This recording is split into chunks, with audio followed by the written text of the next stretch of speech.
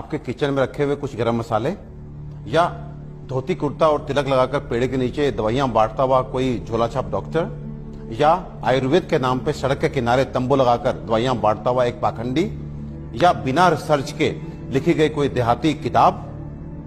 अफसोस की बात है कि हम में से अधिकतर लोग यही मानते हैं और यही जानते हैं, और इसी चूक का परिणाम है कि आज हमें यह दिन देखने को मिल रहा है।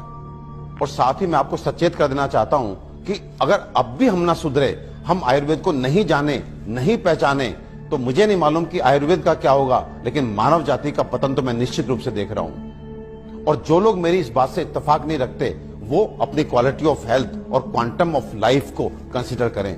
साधनों के अभाव में हमारे बड़ों में से अधिकतर लोग 100 वर्ष की आयु तक पहुंचते थे। ये वो आयु है जिसकी आज हम साधन संपन्न होने के बावजूद भी कल्पना तक नहीं करते। और मैं एक बार आपसे पूछना चाहता हूं कि ये जो मॉडर्न साइंस है, ये किस तरह का इलाज कर रही है कि आपको यदि शुगर हो गया तो आप दवाई खाइए, कब तक? जिंदगी भर।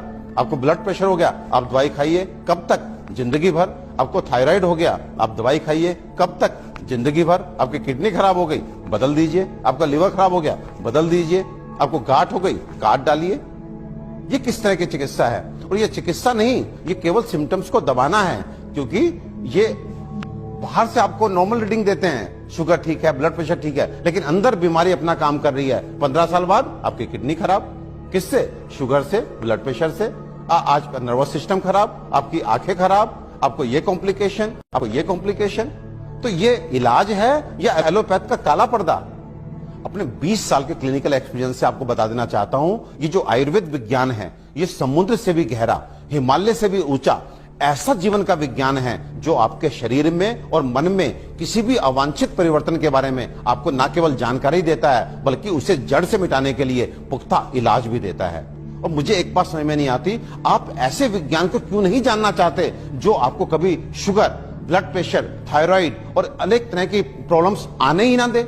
और यदि दुर्भाग्य से आ गई, आपके जेनेटिक कॉम्पोजिशन इस तरह का है कि आपको ये बीमारियां लग जाती हैं, तो इनसे कैसे आप बचे रहें और कैसे आप ठीक हो सकते हैं, इसके बारे में भी पुख्ता जानकारी दे।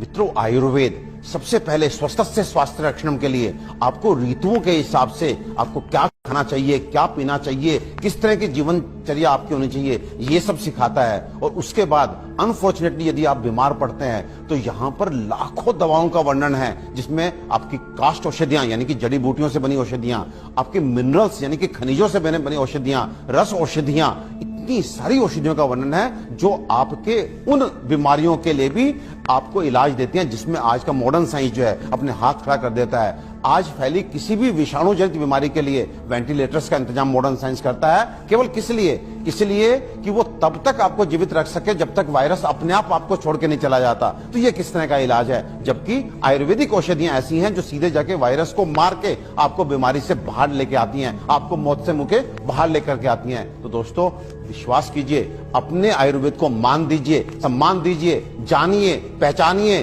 अपनाइए और अपने जीवन को, अपनी हेल्थ को अच्छा कीजिए। आयुर्वेद का इलाज ना तो धीमा है और ना ही लंबा, बल्कि यह रोगों को जड़ से खत्म करता है। आधुनिक सर्जरी दुनिया को आयुर्वेद की ही देन है। आचार्य सुश्रुत को सारा संसार निर्विवादित रूप से शल्य चिकित्सा का जनक मानता है। आयुर्वेद में उन बीमारियों की भी सफल चिकित्सा हो सकती है जिन्हें आधुनिक चिकित्सा विज्ञान लाइलाज मानकर आजीवन रोगी को दवाएं खिलाता रहता है। आयुर्वेद आपके और आपके बच्चों के लिए सुरक्षित है। आयुर्वेद